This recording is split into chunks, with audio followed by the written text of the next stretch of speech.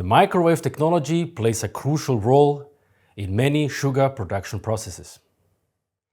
It is used for Brix measurement, for example, in evaporation or crystallization. Behind me, you can see many crystallization pans, also called vacuum batch pans. Here is where sugar is extracted. How this happens is the key. There's the seeding point. The seeding point tells that the solution is oversaturated, meaning at this point crystals will be formed.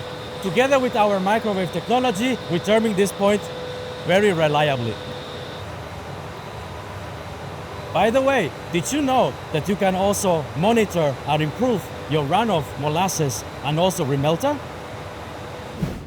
But why is it so important to measure the Brix value?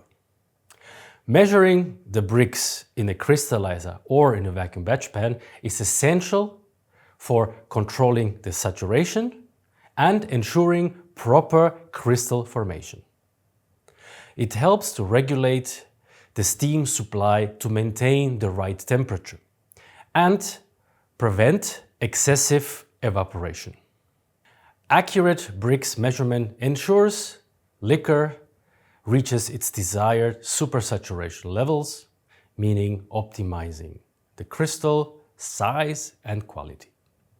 Additionally, it assists in managing the levels of the massacute, improving process efficiency and preventing losses.